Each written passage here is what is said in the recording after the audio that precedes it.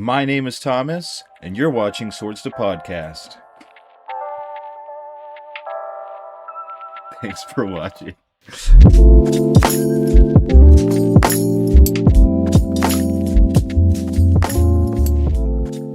Welcome back. Welcome into the Swords to Podcast. My name is Adam. And my name is Thomas. Now, Lowryn is finally upon us. It's pre-release weekend. This will be coming out, you said, Thursday, right, Thursday. Adam? So you guys have plenty of time. Today we're going to bring you our pre-release guide official for this Lowryn Eclipsed set. Now, just as a quick reminder, as with all pre-releases, you're going to get 6 Lowryn Eclipsed play boosters, different from Avatar one we just did, where there's no like seeded packs or nothing, all regular. And the one thing I just wanted to say too, which I think is kind of weird, is it says, please note, pre-release promo pack or pre-release pack promo cards are no longer year stamped, which is weird. And I just noticed this recently, Adam. I was going through like a bunch of the promo cards that I had, and so I didn't even notice until recently, but so all the newer ones, they just have, I know you won't be able to see it, but they just have a date stamp in the corner. So that's what they're saying is going away, as opposed to the earliest one, or the latest one that I have. This is from Theros Beyond Death.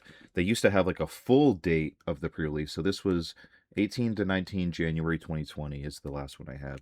So then they went away with that, and it's just years. And now there's not even going to be years. So it's like, what is it? Just going to have like the magic symbol or something? Like, I don't know why they're getting rid of that. That seems kind of lame. I don't know if you have any thoughts on that, Adam.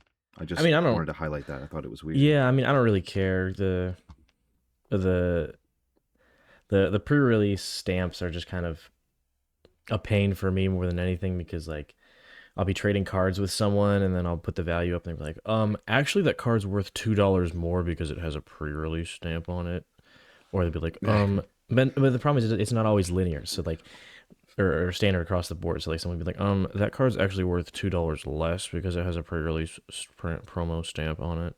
Like, and I never see them off the rip. So it's like, I could care less if any of that is promos or anything like that. Nobody cares. Yeah, that's fair. Well, I just said it because I got all mine set aside because I'm putting in place in my binder just for all my promos. Because, like a little reminder of all the pre-releases I went to. So, I don't know. I just thought that was weird. So, just choices that they made. Yeah. But anyway, going into our actual pre-release, the first thing that we want to take a look at is all the mechanics that we're going to see. So, the one thing, as a side note before we get into it, our first mechanic is going to be Vivid, but they had this note on the Wizards guide that they sent out, and the Vivid keyword is going to care about the colors among permanents you have. And so this is just a quick reminder. In the color of a permanent is determined by the colors in its casting cost, and if it's one of the hybrid mana cost, then you get both. So it's a little double dip. And going into Vivid, that's one of the things that they say when it comes to building your pre-release deck, that you can kind of, even if you're not in all those colors, you can get a little bit more value out of using those hybrid stamps because you're going to get 2 colors off of it, even if you're not using one of the colors. So that's something to say. The rest of the stuff about the Vivid, which is the new mechanic, is that it's always going to be 0 to 5, obviously, depending on how many colors you are running. And it's just like an extra, like a bonus. So it's not going to be like a cost. It's like maybe draw a number of cards equal to the number of colors among permanents you control. So you see those in a couple different cards. The other new mechanic that we're going to have is Blight, which I am personally very excited for. The commander deck I've been looking at, and it's really amazing. And Blight is all about putting -1/-1 counters on creatures as an additional cost. So it'll say, well, sometimes it is as an additional cost, sometimes it's you'll just blight however many for different cards, but that is a key thing, is that you'll see it as an additional cost in some cards. And this is the big thing I wanted to highlight with Blight. It's not targeted. So you'll choose a creature to put your -1/-1 counters on, but it's not targeted, which is great because it maybe not in the pre-release we'll see is there is some hexproof in there, but you'll be able to actually put -1 counters on opponent's creatures as long as it doesn't say specifically it's targeted. If it's blighting, it'll get through stuff like that. So very cool. Just as an extra side, Adam, you want to take us through the other prominent uh mechanics that we'll see that are not new, but that are like main focused for this set? Yeah, sure. So the first one that's coming back with this from the original Lowryn block is Changeling. So it's not this ability isn't super crazy, but it just allows you to sort of fill in the gaps on if you're building a typal strategy. So creatures with Changeling have every creature type, so they get benefits from every any sort of creature type. Like they trigger, whenever whenever a human enters the battlefield under control, draw a card or whatever. They trigger all those abilities, and they just kind of, if you don't have, if you only pulled maybe 3 Merfolk in your pre-release stuff, and you have a lot of typal strategies, but you have a few changeling cards, it might even be worth, they might make it worth running with those Merfolk creatures if you can use those changelings to sort of fill in the gaps and up your numbers on the creature types you have.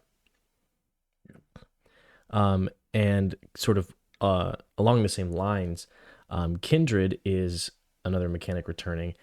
Kindred is a card type that's added to non-creature cards to allow them to have creature types. So the big one that I think everybody knows about is Crib Swap. It's a 3 mana. I think it's an instant. It's a Kindred instant with Changeling.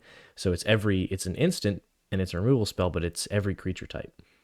So like it triggers, I guess, like Beast Whisper. Whenever you cast a creature spell, draw a card. It triggers stuff like that, and it counts. Like if you have a dragon deck, you can put your Crib Swap in there as a removal piece, and it'll trigger your dragon casts, which is interesting. So that's coming back for different things. Like there's Kindred enchantments and Kindred sorceries and all kinds of cool stuff like that. And then the final mechanic that they talk about that's coming back is double face cards. So I'll just read straight from the site. No mechanic encapsulates the transformative nature of Lorwyn and Shadowmoor quite like double face cards. Each face reveals the different aspects of these characters as they walk the different aspects of the plane. So I'm pretty sure with all of these double face cards, specifically in this set, there is only one real way to flip them all. I'm pretty sure they all basically have a version of the line of text that just reads, at the beginning of your pre-combat or first main phase, you can phase you can pay a mana or you can do something to flip them over. So most of these cards you'll have the ability to flip them every single turn from one phase to the other, depending on what abilities you want, or I guess what phase of the game you're in, because there's some that have more setup type abilities on the front face, and then payoff abilities on the back end. But yeah, so these double face cards they're usually back. 2 colors. That's something else. But when it comes to the colors of permanence, I think it still only looks at the front side with the casting cost, even if it's like a second color. So that's something to be aware I'm pretty sure it looks at the active face. So if it's like a 2, but they don't have a casting cost though. So wouldn't the card still be the color from the front side? I'm not sure. Honestly, that's the kind of the one area where I'm always like super hazy on. It's like, the colors of the permanent. When it comes to double-sided cards. Well, so if we look at something like Oko, Lorwyn Liege, so on his front side, he's 2 and a blue. But when you, and obviously the frame is blue, and you can tell by the casting cost it's blue. But if you flip him over, you can see in the box with like the legendary planeswalker Oko on the backside, like the frame is green and everything, but on that I guess that typal bar, there's a little circle with the color green in it, and that's indicating the color identity of that side. So it's whichever side is face up would be the color that it sees. But obviously if it I guess if something mattered, it would require, or if the casting cost was required, or if something was looking at the casting cost on the flip side of Oko, I'm pretty sure the CMC of that side would be 0, but if it was asking for the casting cost, it would be 2 and a blue from the front side. Yeah. Not something you'll have to worry about specifically for the I don't think that'll matter all that much in the future. Yeah. It's also worth it to say too, going back to the vivid stuff, is that you'll make creature tokens obviously, and it'll tell you what color they are, and that'll count Hmm. towards colors of permanence. So Well, something else to be and aware I'm of. and I'm a kind of a fan of the fact that they added or that they created that vivid keyword because there are already cards um, that use that. Like Yeah, oh my goodness, I cannot speak today. They're reprinting Bloom Tender, and that card used to always read that you add a mana for each color among permanents you control, but now there's a word for that ability. So now yeah, every vivid. functional reprint of Bloom Tender will have the italic text vivid before its ability. So now we have something that encapsulates that ability, which I kind of like that. I'm Very cool. cleaning things up. Yeah. Yeah, it is. It is going to be fun to see. We'll get into the draft archetypes in a little bit because that's obviously a big part of it. So those are the main mechanics that you'll see coming back. There are also a few that we're just going to see, but a little bit less frequently. That's going to be Convoke, which obviously lets you tap creatures to help pay for spells. Behold, where you have to reveal a permanent of whatever type it is that you're beholding from your hand. I think it's just reveal it from your hand. Yeah, just reveal it from your hand. There's Evoke, which just lowers the cost of cards based on whatever type it's looking at. So it's like if it's um oh sorry, no. I take it back. Evoke is I'm getting ahead of myself. Evoke is the one where it's an alternate cost and you sacrifice it when it enters. Yeah, that is Evoke. Because we were looking at those, weren't we? Those like big uh what what were they called? Like the one where like deceit. Oh, the elementals. There's a name for the elementals, but there's like a name for like those. Was it like the sins or something? No, that can't be. It's got to be something else. I don't know. Those have a vote. And then the last one we'll see. Oh, okay. I think so. What I was getting ahead of, there are a few cards that say affinity. It's not on their list, but there are a few cards with affinity, which will make it cheaper for however many of that type you have. Like there's that forest thing that has affinity for forest, which is really cool. Actually, it's cheaper for every forest you control. So interesting there.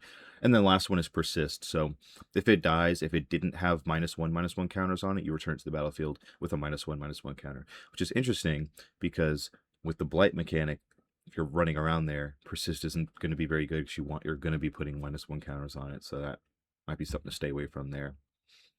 But that kind of wraps it up just from Wizard's list of all the mechanics that you will expect to see in your pre-release. So with that, Adam, how about we go ahead and move on to the draft archetypes that we have Sure. for this set. Do you want to go through these, or do you want me So to? yeah, I can. w- you can go through them, but the one thing I'll say is that it's interesting. So there's only five. Obviously, in Avatar we had 10 for each color pairing. There's only five here, and there's one note that they did have. I didn't put it on our list for us, Adam. They said, that's not to say that you can't, build outside of these colors. Obviously, it might, you know, certain things are going to have overlap, but I just think it's interesting because why wouldn't there just be 10? But maybe it's just like because like they're heavy into these two color combinations. I don't know. Uh, Maybe a random little tangent there, but we do have five. So you want to take us through some of them, Adam? Yeah, I'm just gonna read straight from what we got from Wizards of the Coast. So the first one is White Blue Merfolk. This deck wants you to slowly accrue over the course of the game by disrupting your opponent with Trixie Merfolk. Trixie? Is that a word? I guess. Several key merfolk creatures, such as Trixie. Wanderwine Distractor and Silvergill Peddler, have abilities that trigger when they become untapped. While the easiest way to accomplish this Tapped. is. Oh, become tapped, yeah. Become tapped. While the easiest way Yeah. to accomplish this is by attacking, convoke spells like Wanderwine Farewell let you trigger those abilities without endangering your creatures. Um, I think White Blue Merfolk. I think Merfolk's gonna be pretty good, but at least from the cards that I've seen, I think Merfolk is going to be one of the hardest ones to do with low numbers of actual Merfolk creatures. Like Yeah. a lot of the other ones do generically good things, but it seems like a lot of the Merfolk stuff is like a lot of lords, like Merfolk you control get +1/+0 or +1/+1, um, and so you have to have. I think in Merfolk, I think you'll have to have a higher density of the actual Merfolk creature type. and some of the other ones to make the deck work. But we'll see. I might totally be wrong here, and I might get absolutely slammed by a Merfolk deck at pre-release. So I guess we'll see. Well, so here's where I'm at. Azorius is I think is always good in limited, but I said this last week. I'm going to say it again. I'm going to be wary about doing convoke stuff. I want to put that out there as like a PSA. I just think it's going to be. You have a good point, Adam. With low numbers of creatures, it's going to be difficult, and I don't want to be tapping my creatures to do stuff because it kind of maybe puts you like if you're getting overwhelmed. Like some of these other uh, archetypes that we'll see can just generate like they can pump out more creatures than you. So if you get swamped by that, then you might be in a bad place. It is cool to see that some of them have payoffs for becoming tapped. I haven't seen anything super crazy that makes it really worth going that route yet. Again, like just like you said, maybe we'll be completely wrong and get stomped by something like this. That's always how it feels like it goes playing against, control, but I don't know. That's the one thing I'll see. So I'm kind of with you on that one. I'm not super high on Merfolk. Yeah. Well, I just mean, I think like with, for example, the Kithkin creature type, a lot of the good abilities that Kithkin have Spoiler. are they're just Mm-hmm. they work with other creatures. Like a lot of them don't say the word Kithkin get +1/+1, or it doesn't Yeah, care it's not like Anthem. specifically about Yeah. Kithkins. So it's like you can get away with having fewer. You don't have to play the worst. Maybe you pull a couple Kithkin that aren't very good. You don't necessarily have to run those. Whereas I think Merfolk you might have to, but we'll see. The next archetype is Black Red Goblins. Uh, Black Red Goblins combines Lorwyn, Shadowmoor's rambunctious Boggarts with the Blight mechanic. While putting -1/-1 counters on your own creatures might seem like a downside, Mod Button Curse Tosser and other goblins that trigger when they die can turn it into a positive situation. Creatures that create a token are particularly useful here, so don't be afraid to run non-goblins like Stoic Grove Guide. Isn't this just Exactly what what you I just said? said. Yeah. That's Yeah. crazy. I promise I didn't read ahead. Um, I mean, yeah, this seems like you're gonna be sacrificing stuff for value, making little blockers, putting -1/-1 counters on things, um, destroying your opponent's stuff whenever you can, getting extra value. I think I think Goblins is gonna be okay. Like I said, these ones don't seem like they require you to fully run the desired creature type super densely. So I think those are gonna be better in the long run. But Well, a lot of the best cards with like the -1 counter payoffs, they aren't even goblins. I mean, like the best. And I, from, in my opinion, I think that this is the most juiced. Um, I'll call it. I don't want to say like tribe because it's not necessarily just goblins. Like mechanic, it really is the most juiced mechanic in the set. There's so much that just have to do with -1 counters, whether or not it's blighting or something else. And I think that it's gonna be big because in a limited environment, it's pretty crazy to have permanent reductions. Like playing like burn spells and stuff can be a little y- you know later in the game it might not be as good when you're playing against like bigger creatures and you can't kill it in one shot. And I hate in the Avatar set, I didn't like those ones with like the kicker where it does extra because the kickers was like 4 mana. It's like a 1 mana like shock with a 4 mana kicker that just does 2 extra damage. Like that sucks. Or it does like 5 instead. And this is crazy because you're permanently lowering them. And one thing is there's a couple creatures that we'll see with like high toughness but lower power, so you can just make them like a 0 power. Like even if you don't kill the creature, you're lowering its power to 0. That's going to be big. mhm. So I think this one is going to be a lot of fun. And yeah, Yeah, and we can move on, but that's just what I'll say well, and I right mean, there. I think the most decks will have some blight mechanics in them. I mean, there's blight Yeah. cards in pretty much every color, I think, that are coming out. So I think the mechanic is going to be pretty widespread across all the archetypes, regardless of what colors they actually end up being. Mm. So let's go. Okay, next one up is Green White Kithkin. Kithkin creatures care about going wide and spreading their abilities throughout your board. Start out by establishing your board with Klachan Festival and Mist Metal Council before buffing your creatures with Timid's Shield Bearer's activated ability. Be careful not to overextend and risk dying to Darkness Descends. Go wide decks are historically weak to spells that wipe the board, but cards like Dundulin Weaver can help you recover in a pinch. Um, I'm going to be so honest with you, Thomas. I think Green White Kithkin is the way to go in Go this pre-release. wide. Go wide is good. That's what I was saying earlier with the Merfolk. It's like if you get swamped by creatures, like this is the one that's going to do it to you. Is the go wide. Mm. So I didn't want to say before we finish like the list of the mechanics, but if you're already going to jump out and say this is the way to go, I think black red goblins is the way to go. I'm not necessarily build those exact colors, but -1 counters is where I'm going. And just if we're going to start here, I'm just going to backtrack really quick. What you were saying is that if everyone's going to be running blight stuff, I think it's very, very good to also be running blight stuff because you want -1 counters on your creatures. Mm-hmm. So who cares if the opponent's doing that to you because you're just getting like extra, like they're just making your job easier. So that's my little backtrack on why I think that's the best one. But I can see where you're coming from with this Kithkin. Yeah. Go wide is just it works.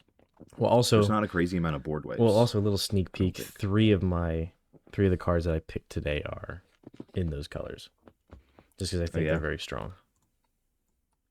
Most of the cards I had on my list were gonna be there, and that's kind of the reason why I had like when I was making my cuts, I was thinking like I think this card is gonna be really good, but that's also because I'm gonna be playing Blight. So let me choose the cards I think are generally gonna be the best. Mm-hmm. But I'm excited to see that then. All right. Green White Kithkin. Next up is Blue Red Elementals. Flamekin and Rhymekin are capable of some especially explosive magic, and that power extends to their cards. This deck wants you to cast spells with mana value 4 or greater, so keep an eye out for cards like Flame Braider to accelerate your mana.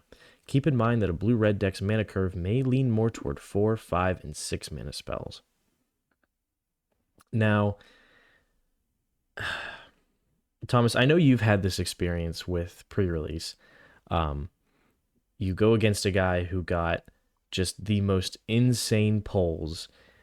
Basically every single pack synergizes perfectly. He got like 4 rares are all the same color, and the deck is just totally juiced. And like, he's able to basically every card in the deck cares about +1/+1 counters, and you get totally stomped on by a deck that just has the most insane synergy because he got crazy, crazy perfect pulls. This is what Blue Red Elementals seems like it's gonna be. Yeah. At least from what I saw from perusing the set pretty briefly, I don't think there's nearly enough cards and enough synergy here to make a deck that will function. I mean, obviously, a slower deck that relies around casting large CMC spells, basically one every turn, is going to get absolutely killed by any sort of aggro or mid-range deck. It's just the matchup is terrible. And so I'm totally expecting to win out my first few rounds, and then the last round go against a deck like this that is just my opponent got the perfect pulls and it's just insane. But that's what I think this deck is leaning towards. I don't know if Thomas, like I said, I know you've had experiences like that, and that's to me that's what this kind of smells like. No, I think it's a bit of a trap if you don't have the perfect pulls because you'll see some crazy cards and be like, wow, maybe I can do this. Then you'll want to lean more towards the bigger stuff, and then you're just going to realize how fast everyone else is playing, and then it'll kind of crush you. Like if you have enough juice to get you through those first couple turns, I think it could be smooth sailing. The payoffs for some of these cards are pretty great. Like there's this one card, I had it on my list, I did cut it, so we're not going to talk about it today. I'll talk about it now. I don't remember what it was called exactly. It was 2 in a red, and it basically said whenever you cast a spell with CMC 4 or greater, it deals 2 damage to each opponent. So pretty good when your opponent has 20 life and you're shocking them every time you play a 4 mana spell. Now, the only thing that I don't know about is how good those high CMC spells are, like how big they're going to be. Maybe if it's something like in the green white Kithkin. The problem is that's two colors that are different from your own. So I don't know, like if you're making a lot of creatures, that could be okay, but like they have to be really good high CMC spells, I think. And I think that's exactly where you were coming from. Where like if you get the pulls, like yeah, it's not going to be fun to play against you. But I Yeah. just feel like there's too many pieces that need to come together for this puzzle to really Yeah, work. when like you'll be So we'll see. you'll be finding yourself making concessions and like putting in vanilla creatures just because they're 4 mana value. Like there's you can only play so many bad cards, and Yeah. sometimes playing just a bunch of good cards that don't really synergize is gonna win you the game rather than playing cards that aren't good on their own but synergize well together. I mean, maybe there's a couple cards that can do something early, and then later in the game, when you have like a couple big mana spells that you throw in, like then you get some good value later. But I would steer away from it. Obviously, we know aggro is just way too good, Hmm. and there's not a lot of crossover from what I've seen. There's not a lot of crossover between putting these stuff that cares about the high CMC stuff with the stuff that's gonna push you forward early in the game. So we'll see again. Like we said, we could be completely wrong, but Hmm. I think we're kind of feeling the same thing here. Yeah. And then the last We have one archetype more. is black green elves. Black green decks have a delightfully macabre strategy that's focused on dumping cards into your graveyard to bolster your spells and creatures. 2 mana elves like Scarblade Scout and Lys Alana Informant establish your board presence while setting up your graveyard for powerful finishers like Moon Vigil Adherence or Morkant's Eyes. Even if your opponents remove your creatures, that just fuels your future threats. I think Golgari Elves is going to be the second strongest archetype. Um, there's a lot of really good graveyard payoffs in this set, and I think that not a lot of them are going to be strong enough to make their way into Commander, at least over kind of the established graveyard strategies that we have. But I think they're more than strong enough to fuel a pretty solid mid-range sealed deck. What do you think? Yeah, I think by itself, I don't know because I'm kind of thinking the same thing I did for like Merfolk and maybe the Elementals, where it's just like I don't know how good the pieces are kind of by themselves. Like you need like a lot of that to really get the engine going. So then it kind of goes back to your pulls. But I think paired with black red goblins, because then you only need to put that's three colors. They share one in common.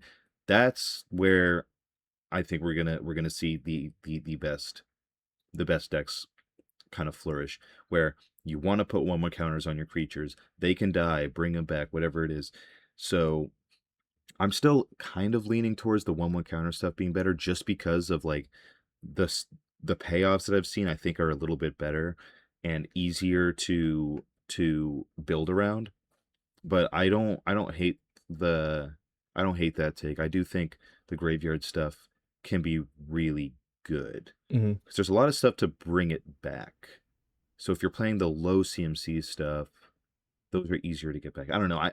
I'd have to go back and take a look at more of the cards, but that's just kind of where I was seeing. Is I still think the payoffs are the best in with the -1 counters. But yes, throw in an extra color, splash it with whichever one it is, whether it's green or red, and I think you're really gonna have a dangerous deck. Yeah, for sure. So now, So now that we've gone over some of the basic stuff from Wizards, do we want to get into our picks for top card of each rarity? yeah.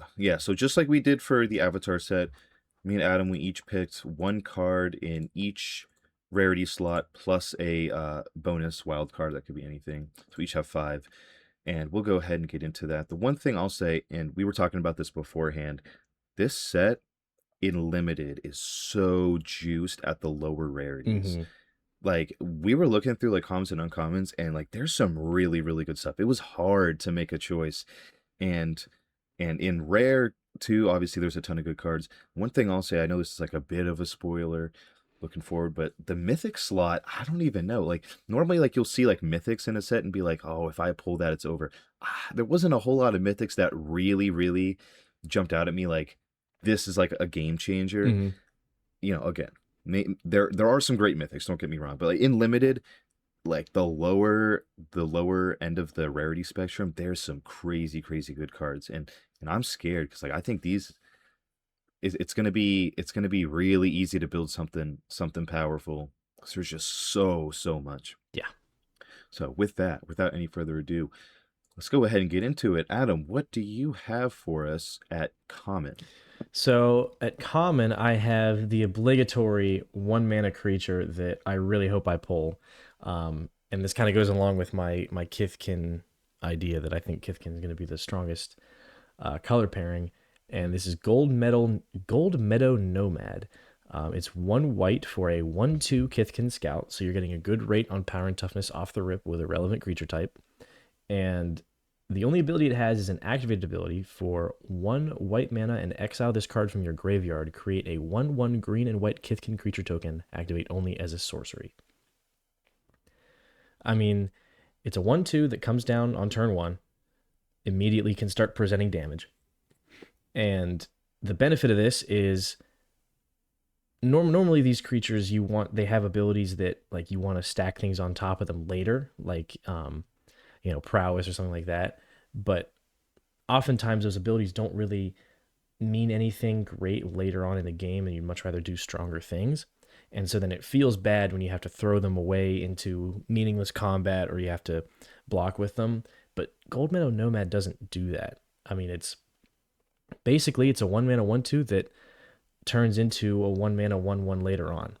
And the nice part is if you're doing the vivid thing, you're paying 1 white for a green and white creature. So you'll get 2 relevant colors off of just 1 mana spent on that 1/1 later on.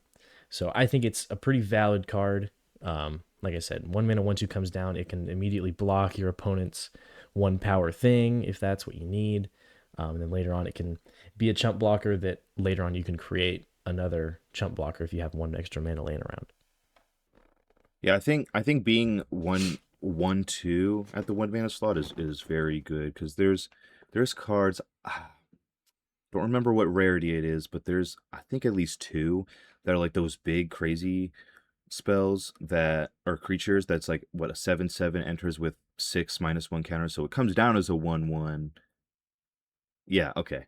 So maybe a spoiler out there, but it comes down as a 1/1, and so if they have like they're just not going to get as much value earlier.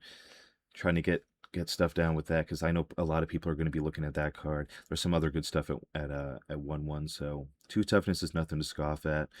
And yeah, it's always good to have something you can get down early and still get value off later, so it doesn't feel like as much of a waste Mm-hmm. in your earlier slot. It's not just like something, oh, I have to have a one mana thing. I'm just gonna put this in. So it's always gonna be good. Be very good. Yeah. So at common, like I said, there's some crazy good stuff. I had a hard time making my choice, but what I ended up going with is a blue card. So it's not in the colors that I've been talking about in my blight colors, but this card is I think going to be big. It's Blossom Bind. It's 1 in a blue for an enchantment aura. You can enchant creature. When it enters, you tap the enchanted creature. It can't become untapped and can't have counters put on it. So this is crazy because most of the time when you see stuff like this, it says it doesn't untap during its controller's untap step. There's no way to untap it because you'll see cards that'll be like untap target creature, which will get around the enchantment, like at least for like the one turn you need it to untap. So they can't do that with this, which is big. But the fact that it can't have counters put on it is the big draw here.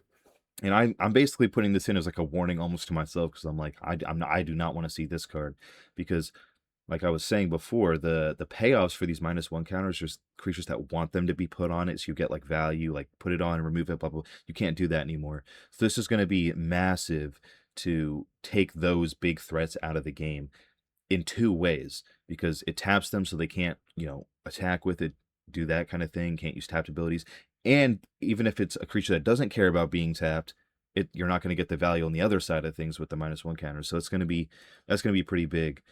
So that's my first pick is Blossom Bind. Yeah, no, I think this is one of the better removal spells that they're printing into limited. Uh, it's so nice because it takes away, not only does it take away their big threat, but like you said with that, you can't have counters put on it. They can't get any extra value. They can't blight it off the table, get it into the graveyard, recur it, get any value off of it. They can't use it any other way. So it's not like they're going to be able to use it to and get around your removal spell. It's like this hits anything and it totally stops in its tracks. Yeah. I don't know how good it's going to be outside of limited. It'll probably be good in standard considering the what do you call it? The Badger Mole Cub stuff with like Tifa is big, but not but it wouldn't stop Tifa, so maybe not. I don't know. I'm getting out of the realm of this video, but I think it for 2 mana they've really packed this thing full, Mm-hmm. which is always fun to see. Yeah. But I hope I don't see it. I hope I don't see it. And I don't unless I need to run enchantment removal, and I don't know how much of that there is in this set, so we'll see. Be careful, guys. Yeah. If you're running Blight, be careful about this one. What do you got first next item at uncommon? My uncommon pick is a relevant creature type. It's Encumbered Reejerey. One generic and a white for a 5/4 Merfolk Soldier. You read that right, folks. 2 mana for a 5/4. This creature enters with 3 -1/-1 counters on it. And whenever this creature becomes tapped, while it has a -1/-1 counter on it, remove a -1/-1 counter from it. So this creature starts off as a 2/1 for 2. Not great. Frankly, not good with no abilities.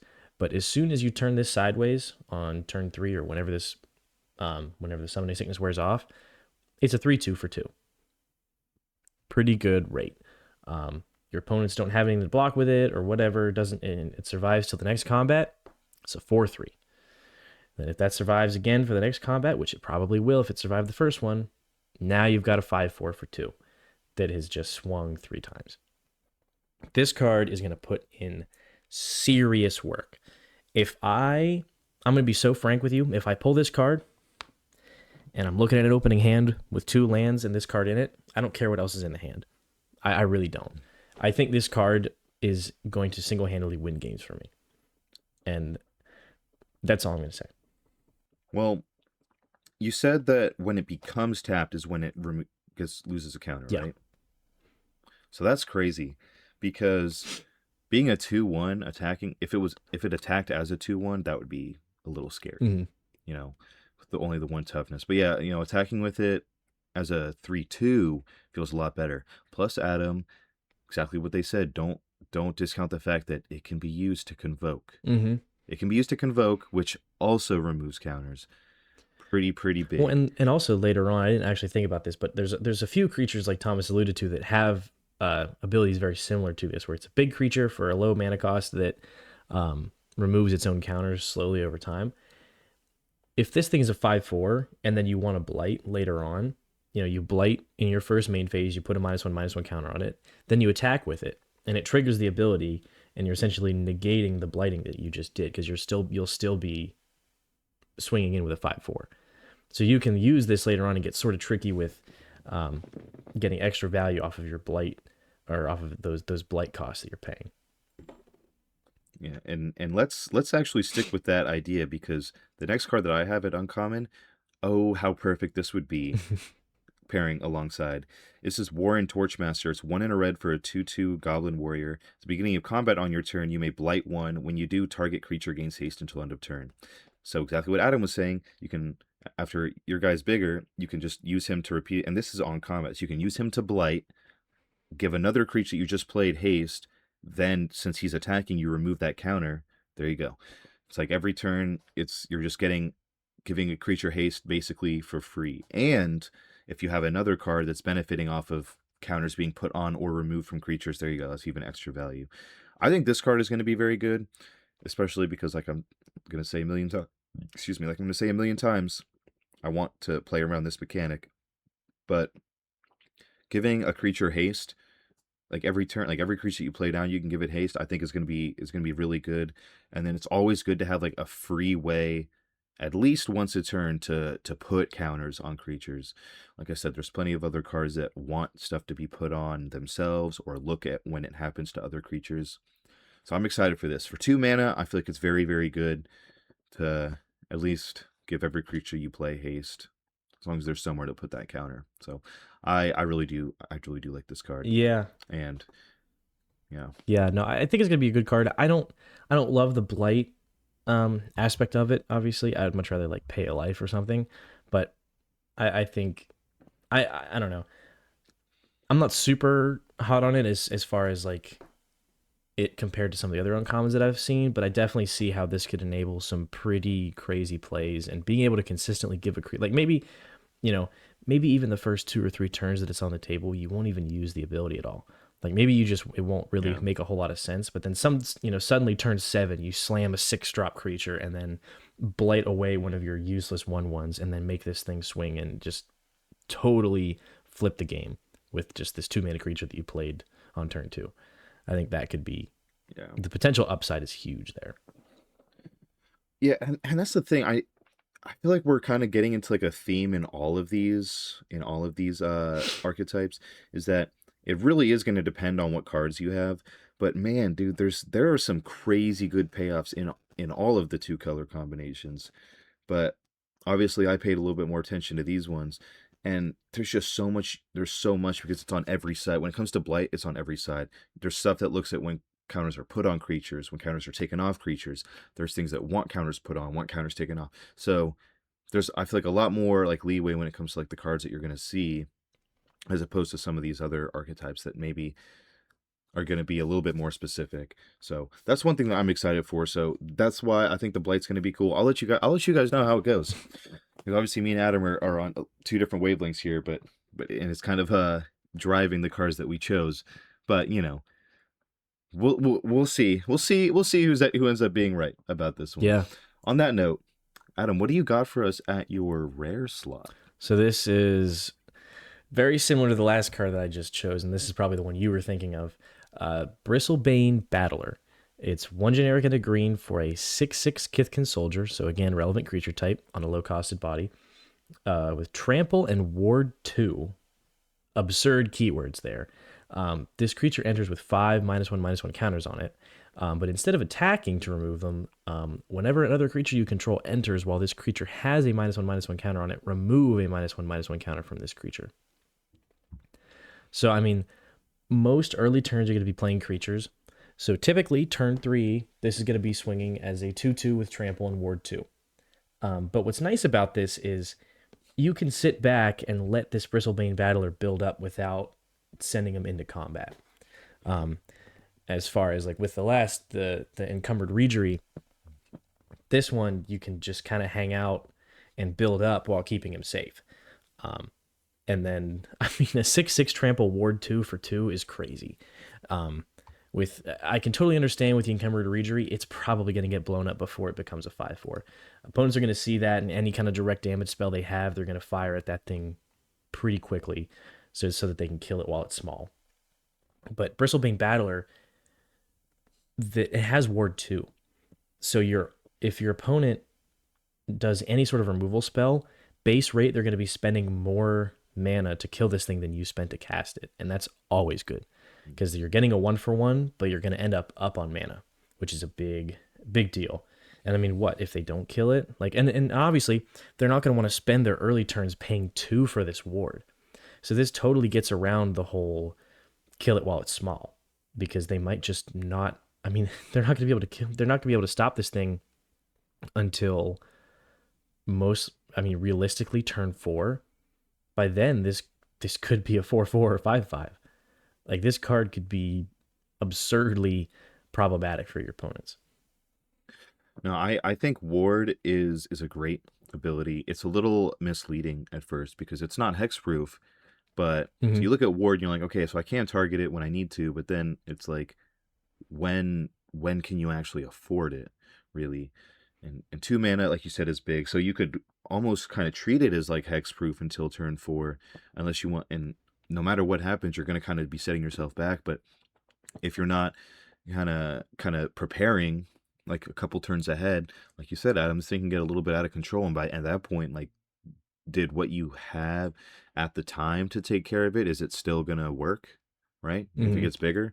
So there's some things to be careful about, and it's, I think, with this one, with that other card that you said that will lose counters, with all the other ones that are losing counters, it's definitely gonna play a factor where it's like, how much is your opponent really thinking ahead to what the potential of this card is going to turn out to be? Because, like, it doesn't look like much now, but it's going to get a lot harder to remove, and at that point, it's going to be a lot scarier for your board.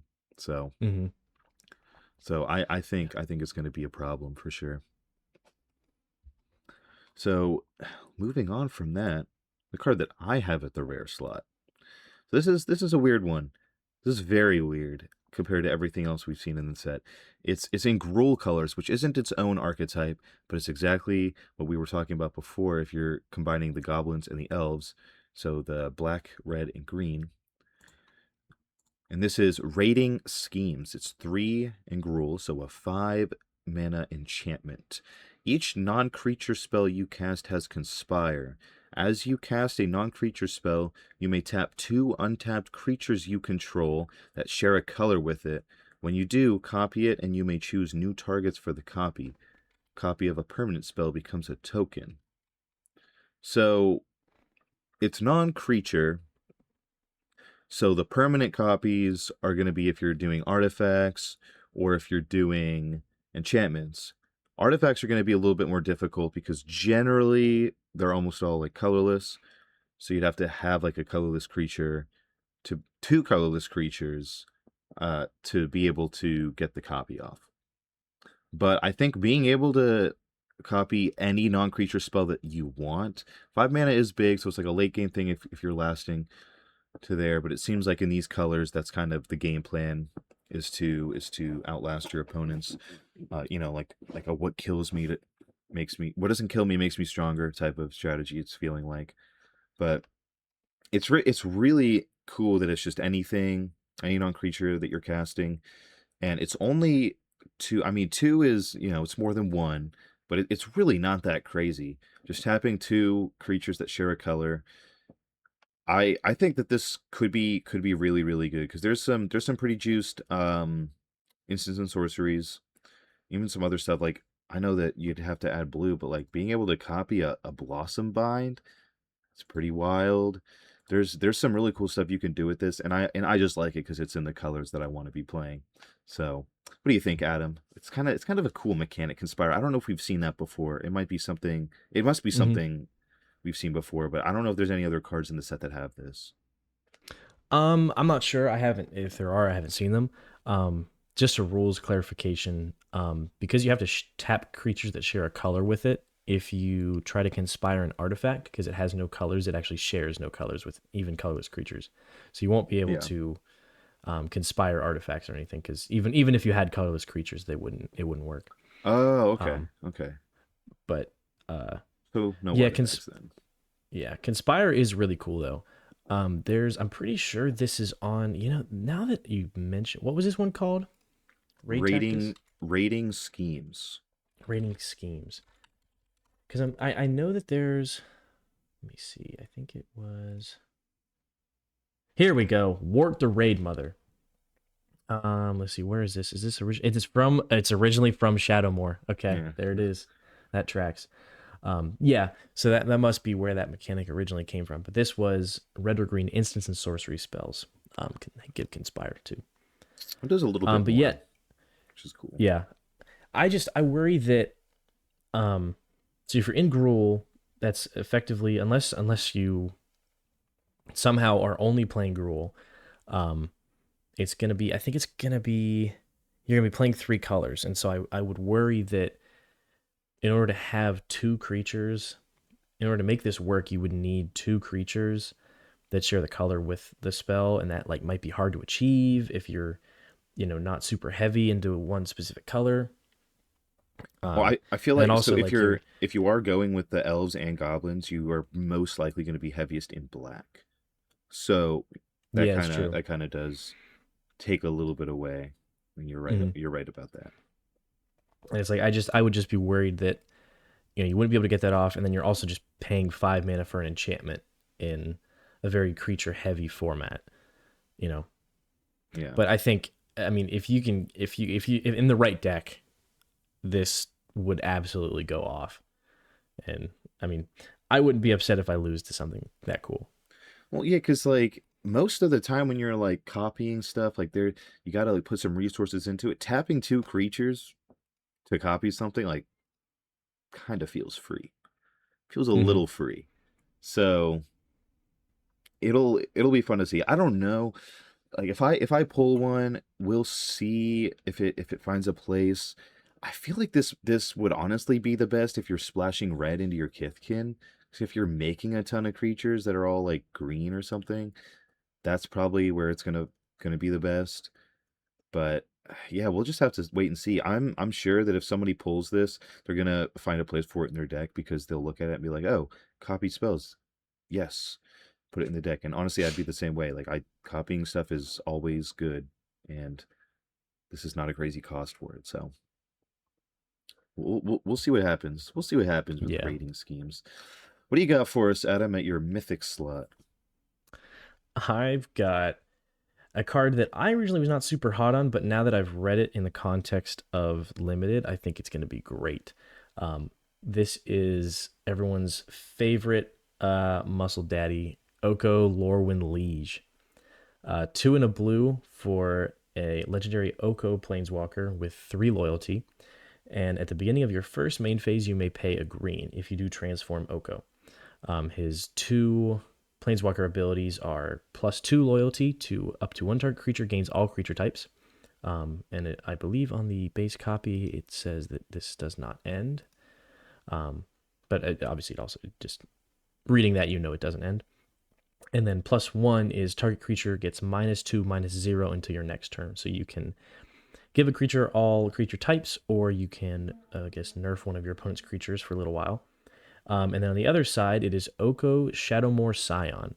At the beginning of your first main phase, you may pay a blue if you do transform Oko back to the front side.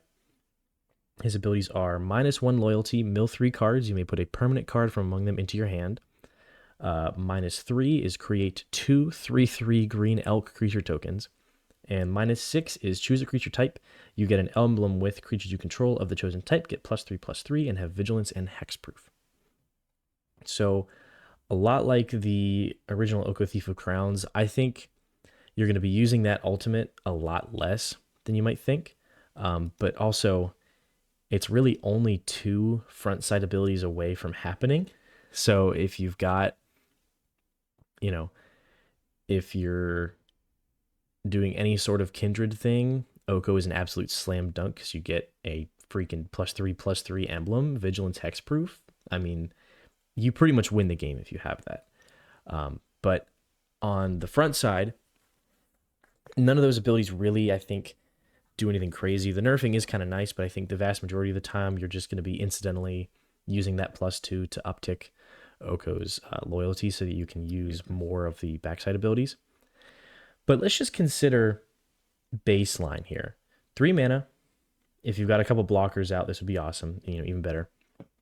You +2, and so going into your second turn of having Oko, he will be 5 loyalty. You pay the green to flip him. So off the rip, you've paid 4 total mana. You use that -3 ability, and you get 6 power. So you've got 6 power, 6 toughness for 4 mana. Pretty decent rate. Next turn, pay the blue, transform him, use the +2 again. Turn after that, you've spent 6 total mana. If you flip him again, use the -3 again, and you've made 12 power. So you can keep doing that one more time. So you'll end up paying 6 mana for 18 power worth of 3/3 green elk. That's pretty Not bad. busted. Not bad. That's pretty busted. Realistically, unless your opponent is very heavy on any type of evasion, I think the best way to use this card would be a typal deck or a kindred deck that you use the 3/3 green elk creature token ability once to just get some blockers, and then you use him on his flip side twice so that you can stack up enough to use that ultimate, give a certain creature type +3/+3 vigilance and hexproof. Um, but yeah, I think this card. I don't know if this card is going to see really any playing commander, but in limited, this card is going to be. As soon as this card hits the table, pretty much the game is all about Oko from that point forward. Mhm. That's kind of a what do you call it? Like a theme or a recurring theme that we've seen with Oko every time he gets printed. Mm-hmm. So big surprise. I'm gonna be honest, Adam. I am not the biggest fan of this Oko. And it goes back to the fact that I'm not a big fan of any of these cards with with this new flip mechanic. I don't like it very much. I've said this before, but Mm-hmm. I don't like that it happens only during the beginning of your first main phase and all that. So you have to like play it, you have to like wait, and you have to like decide to flip. The only one that I've seen that I think is actually good is the Airdo one that we talked about a little bit ago, Mm-hmm. which gives your creatures like convoke, or the other side gives them persist. I think that's like the best one. And this one, it's fine. Like it's +1 on the front sucks. It's just really really terrible. I don't know when you would ever want to do that, and that's like you saving yourself for a turn. Or I don't even know. Like you're worried about like a blocker. Like that's kind of the way you would do it. But it's like it only gives one creature -2/0. I don't like it. So you'd only be using the +2, which seems good in this limited format on what you have building around it. And then you flip to the backside. I just don't like the fact that you have to like, flip every turn and do all that stuff. Like you have a really good point about how much power you can make, but you are sinking these. I mean, it's spread out across a couple turns, but I just don't like that you have to like wait every turn to keep flipping. And that's all assuming that your opponent isn't doing nothing about Oko, because they're gonna be like, oh, let me read that, let me see what's its ultimate is, and they're like, oh, okay, I don't want that to happen. Mm-hmm. So it just seems like it's difficult to get off. If you're doing the flips, maybe. I think your biggest advantage with this one is your opponent's not knowing kind of the strategy behind it, like the one that you just described. Mm-hmm. Well, I think also something that I didn't mention the first time I said something about this is you could also be paying 4 mana for something that if you only transform it to the backside once, so the first turn you cast it, you uptick him to 2, and then the second turn you keep him, so you keep him at 5, flip him, and then you use his -1 ability 5 times, draws you 5 cards for 4 mana, and mills you. That could be pretty good. I I just mean, think if there's a you're lot of doing, yeah, versatility here. there is. I would be There is. willing to splash blue if I pull Oko in my green white Kithkin, just for the absolute versatility that this guy has to offer. It almost seems like it'd be better in the elves one because of that mill. I agree. I But agree. I also hate like, bro, if you're playing a limited game, don't play self mill, bro. It never works. Adam, you remember Mystery Booster 2. You remember that. The sealed event Yeah. we did. What was it? We both were basically playing the same deck, but we were missing each other's like payoff where one of us Yeah, could but had all the mill, the other that's one had the because like, recursion. well, yeah, but that's mostly because Mystery Booster 2 has like a 10,000 card pool. I guess. Like there's no strict synergies there where I don't know. But you're playing a I 40 think card Oko's deck. good.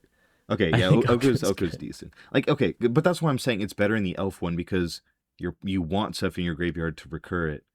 That's Hmm. why I just think it's a little bit better. So maybe not doing like the mill stuff if you're doing your Kithkin. But Yeah.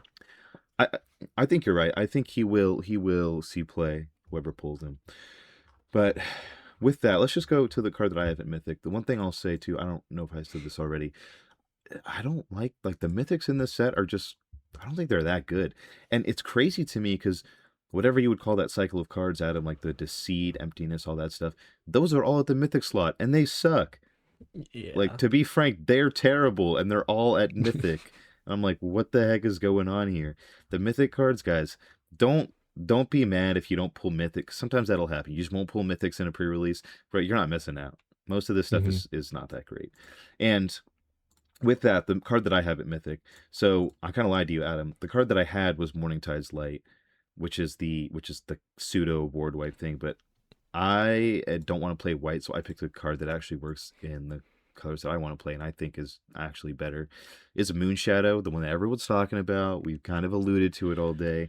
1 mana 7/7. It's the 1 mana 7/7 with Menace. Enters with 6/1 counters on it. And whenever one or more permanent cards are put into your graveyard from anywhere, while this creature has a -1 counter on it, remove a -1 counter from it. Insane. It wants to be in the elf deck. I'm of course gonna also play the red, do the goblins, all the payoffs. Like this is it. It's the same thing we were kind of talking about earlier, where you know it can remove its own counters, so you can use it as like a blight sink. Like you can do blights on this thing, and it's just gonna remove its counters. It has 7/7. The 7/7 with menace, which is crazy. Yeah. So think about it. It comes down turn one. It's still a 1/1 with menace. It's still a 1/1 with menace, and it's crazy because it's whenever a permanent cards are put into your graveyard, so it can be milled into your graveyard. They can die from putting counters on them, or you can, if anything, like discard like anywhere from anywhere. This card is pretty great, and that's Yeah. my biggest thing is just being a blight sink. I like this card a lot. So if Yeah, this is I'll your be I'll, mythic, it's gonna be good. I'll be frank. I had Moonshadow picked as my first mythic, um, before I decided to go with Oko. The only reason I Oh, didn't that was was your. because, Was that yeah, your? Did I just steal your? Oh, my fault. no, Sorry. it wasn't gonna be my bonus card. I have a different Okay. one. Okay. Good. Good. Good. But I picked it, but then I'm like, maybe I shouldn't have three cards that functionally do the same thing. Like I think our viewers will get Yeah. it that I'm a big fan of these cards that remove their counters. So Yeah. Well, I'm because not the gonna. ones you picked are better in like your Kithkin, and that one is my speed. That one's my speed. That's Mhm, the blight boy. So, yeah. what Well, if do I you pull that, I'm have? splashing black just for it. Yeah. So what do you have then at your bonus card? We're rounding out the list. This is a card that we talked about, um, for totally different reasons, but I think we alluded to that it was going to be good in limited. This is Hexing Squelcher. For those of Dude, us who don't know, I thought we weren't gonna use cards we already talked about. but this is good for a totally Yeah. different reason. Okay. Go This ahead. is Go ahead. one generic and one red for a 2/2 Goblin Sorcerer. It can't be countered with Ward, pay 2 life. Spells you control can't be countered, and other creatures you control have Ward, pay 2 life. We're talking about, something about this card that is just so good is that we're talking about this card in two completely different formats for two totally different abilities. So this card has 4 abilities on it for a 2 mana 2/2, by the way. Again, with a relevant creature type that is so busted. I mean, like the last episode we talked about this spell can't be countered and spells you control can't be countered. This episode I'm talking about ward, pay 2 life, and other creatures you control have ward, pay 2 life. Base rate, you're paying 2 mana for a 2/2. Not bad. Pretty standard rate, especially for all these abilities. And if your opponent wants to kill it with a piece of targeted removal, you have to pay 2 life. So, you're getting a little bit of damage off of it. If your opponent immediately kills it, you're getting a 1-for-1 plus some damage. Love that. Giving your other creatures ward is insane. It's saying to your opponent, hey, if you want to touch any of my things, give me 10% of your life total. Just gone. For 2 mana. This card is nuts. I'm still in disbelief that this card managed to get printed. But yeah, Yeah, it feels like an it's really, really oversight. good. It really does. Yeah. But no, I think that's super relevant. Just the two, like when you only have 20 life, the 2 life is big because that's what I was kind of saying earlier too about like, but that was ward with paying 2 mana, paying 2 life. They might not even look at that right away and be like, oh, that's not crazy. But then they try and maybe remove 1 or 2 creatures. Like they'll see Hexing Squelcher and be like, yeah, I need to get rid of this. But if you have bigger threats on the table, if you can play him late when you have bigger threats, it kind of acts like as a little like cushion or a little bit of like a meat shield for him. So they have to get rid of the bigger stuff first. Maybe, or maybe they'll be smart and realize, hey, I need to get rid of him first so that I can save my life total. But depends on what they Mhm. have. Yeah, I think I think it kind of goes without saying that this card is just going to be good everywhere. So good job, Yeah. When Wizards. it's like, and Round it's of a applause. great, and it's a great like what makes it so good. I think is it's a like kind of like what you said, like it's a really good setup card. But and a lot of the 2 mana creatures in this format, like if you draw them on turn 8, you're not going to be feeling amazing about them. But like you draw this turn 8, it's a guaranteed 2 damage pretty much because your opponent like has to remove it. Yeah, And it really starts like eventually the ward cost just becomes unpayable. Like it's yeah. crazy. All right, so with that, mine's not going to be as good. I'm just going to say it now. But my bonus card, Adam, I kind of took a page out of your book on this one, but I wanted to put it on my list because I think it's genuinely broken. Kinscaper, or Kinscare, I don't know. Kinscare, whatever, Century. 1 and a white for 2/2 Kithkin Soldier. First strike, lifelink. So it's already a 2 mana 2/2 first strike and lifelink. That's pretty good. But it has whenever this creature attacks, you may put a creature card with mana value X or less from your hand onto the battlefield tapped and attacking, where X is the number of attacking creatures you control. Like that, bro. That's ridiculous. If you're going wide, you probably have enough creatures to put whatever you want for free, and it enters tapped and attacking, which could be bad. Could be bad if you don't want it to die because it gives it a chance for them to block it, whatever it is. But if it has a relevant ETB ability, hell, if it has a relevant ETB ability or LTB, you want it to die. Like what? Like you whenever you get to put stuff from anywhere onto the battlefield for free by doing something that you're already doing, I think it kind of goes without saying. Pretty good. And on a Mm-hmm. on a 2 mana 2/2 first trick lifelink, like they could have just ended there and been like, yeah, I mean this is fine. This is fine. It's not a bad card. Not a bad card. But damn, dude, just Adam, you know that if you pull this, it's game over. If you pull this for your Kith King deck, it's game over. If I pull this, I might have to play Kith King because it's like that's just absurd. That's I'm doesn't gonna seem be honest fair. with you. I don't know if I want to say it's game over, but it is. I mean, it is a really really good card. 2/2 first strike lifelink base rate, awesome. Um, the thing is, it's like I guess. So what you play a 1 mana creature because you'll be in Kithkin, so you'll have a 1 mana creature. Turn 2, this comes down. Turn 3, realistically, you swing with 2 creatures. You can maybe put a 2 CMC thing down, attacking. I don't love that. You know, it's like you're. I guess if you're swinging in with your 1/1 and your 2/2, you're probably doing okay as far as how many creatures your opponents have. But I just worry that if your opponent has too many big things already or they have good blockers, you're not gonna want to send a small thing in. But And it has first strike.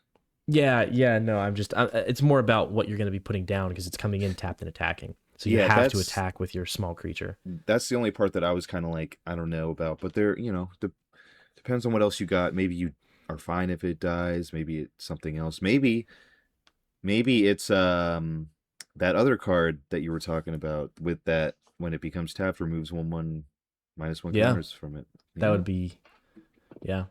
Well, So but I could also see this being something that you put down. Maybe you get one thing out of it early game, but then later you have like 6 creatures. If you're playing Kithkin, you have like 6 creatures that don't really do a whole lot. You swing in with them with this sentry, and then you just drop like a 6 mana creature, tapped and yeah, attacking. I could see that would be pretty cool. yeah. Well, with that, that'll do it for our list of cards to look out for, as well as just mechanics, archetypes, everything about this Lowryn pre-release. So hope that it helps you guys, and we wish you all the best of luck in your upcoming pre-releases. I myself, I think I'm signed up to do 3, which I know still sounds like a lot. One of them is Two-Headed Giant. I'm really excited. Like it's the first time I've ever done a Two-Headed Giant pre-release, so we'll see how that turns out. This set is going to be interesting. I don't know. Any last thoughts on the set, Adam? It's juiced, I think is the best word that I can think to describe it. It's kind of ridiculous. They Hmm. really needed this one to do well. So, Yeah, I'm gonna be torn because I'm gonna be trading a bunch of cards before the pre-release that I go to, and then I'm gonna be buying a collector booster box the day of, and it's like I'm gonna be all magicked out by the time Friday night's over. yeah. I'm really excited. It's gonna be a good time. All right, so thank you guys again for tuning in. Again, best of luck. Let us know how you guys do. We will obviously be posting some stuff or during the weekend, and look forward to next week when we can do our tier list of all the commanders in the set, which is going to be our new regular thing. So I'm very excited for that. Yeah. We'll see you guys next All time. right. Thank you guys so much for watching.